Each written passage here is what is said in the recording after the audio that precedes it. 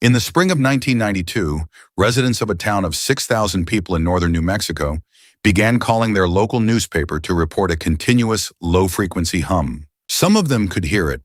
Most of them could not. The ones who could hear it heard it everywhere, at home, at work, in the high desert outside town.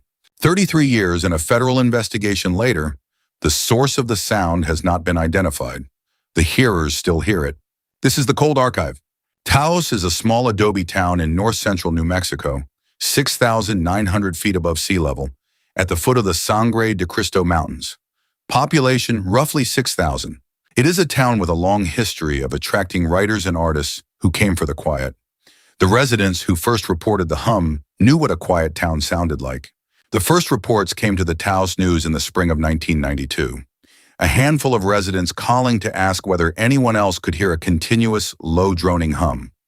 By summer, the calls had multiplied. The hearers described the sound consistently, a low-droning hum, audible day and night, more noticeable indoors than outside, more noticeable at night than during the day. Some hearers reported headaches and sleep disruption. From the Taos News local interviews of 1992, it is a constant droning, like a diesel engine idling at a distance. I cannot find it. I have looked. It is not coming from anywhere I can locate.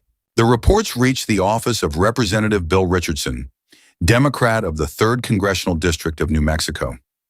By the spring of 1993, Richardson had secured a $50,000 federal congressional appropriation for an acoustic investigation. The work was coordinated through the University of New Mexico, with cooperation from Los Alamos National Laboratory, the Phillips Laboratory at Kirtland Air Force Base, and Sandia National Laboratories. 2 UNM acoustic engineers led the field investigation. Joe Mullins and Jim Kelly. Both had backgrounds in acoustic engineering and environmental noise analysis. Their team deployed microphones across Taos in the spring and summer of 1993. They installed sensors in the homes of self-identified hearers. They installed sensors in the homes of self-identified non-hearers in the same neighborhoods. They installed sensors in quiet outdoor sites away from any known noise source. The microphones recorded what microphones in northern New Mexico would normally record: distant traffic, HVAC equipment in occupied buildings, wind across the high desert. None of it matched the hearer descriptions. Mullins and Kelly, 1993 final report to UNM. No anomalous low-frequency signal was detected at the sites described by the hearers above the local ambient noise floor in the frequency range that the hearers described. The investigation also surveyed Taos residents.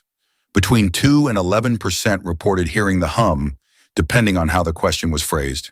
Consistent daily hearers were closer to 2%. Occasional hearers reached 11%. The hearers were not concentrated by age, occupation, or any demographic the survey could detect. They were clustered geographically.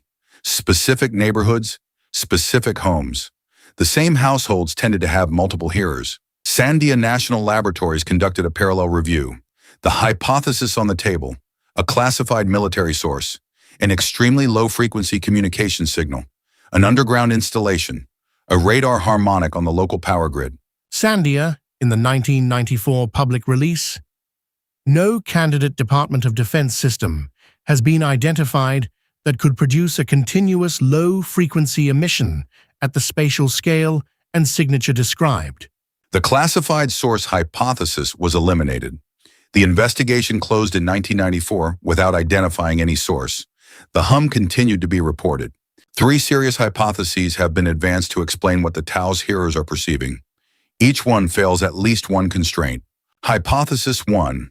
Mass tinnitus or otoacoustic emissions. Tinnitus is the perception of sound without an external acoustic source.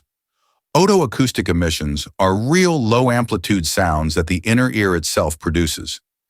Either could in principle produce the perception, the constraint that breaks it. The hum is reported in geographic clusters. If it were a randomly distributed internal phenomenon, it would not cluster in Taos, in Bristol, in Windsor, in Auckland. The clustering is the falsifier. Hypothesis 2, an industrial source, HVAC equipment, oil and gas pumping infrastructure, electrical substations, large transformers, subaudible noise from large rotating machinery. This worked once, in a comparable case. The Windsor hum in Ontario, Canada, began in 2011. Colin Novak at the University of Windsor led an acoustic investigation. By 2014, the source had been traced to industrial activity on Zug Island, across the Detroit River. Novak, 2014 technical report. The Windsor hum is consistent with low-frequency emissions from industrial activity on the United States side of the Detroit River, in the Zug Island Industrial Complex. The constraint that breaks the industrial source hypothesis for Taos.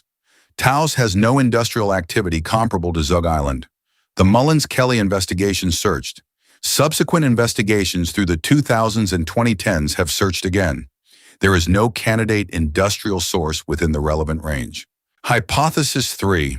A geophysical or acoustic resonance phenomenon at the borderline of human hearing.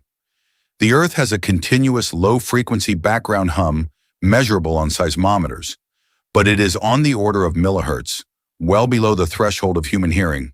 The standing hypothesis is that a localized acoustic resonance, perhaps related to topography, perhaps to atmospheric layering, perhaps to subsurface geology, produces a borderline audible tone that only ears in a specific susceptibility range can perceive.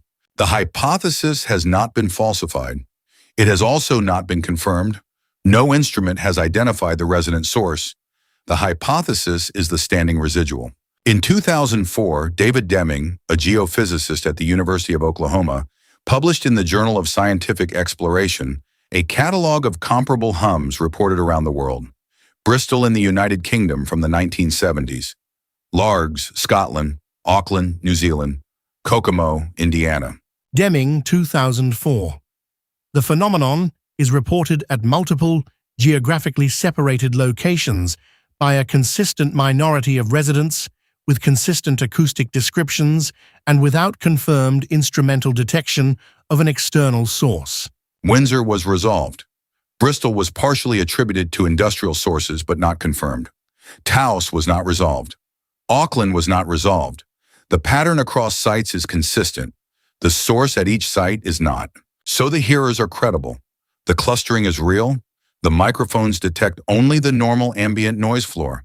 And the standing hypothesis has not been falsified or confirmed. The hearers still hear it. The microphones still record only the normal ambient noise floor. The investigation was closed in 1994 without a conclusion. The question is still open. 33 years, approximately 2% of Taos, a continuous low-frequency tone, no identified source. Sunday's case. 2 NASA spacecraft launched in 1972 and 1973. By the time we lost contact with both, they were each drifting slower than the laws of motion said they should be. Sunday, 6 p.m. Eastern. See you then.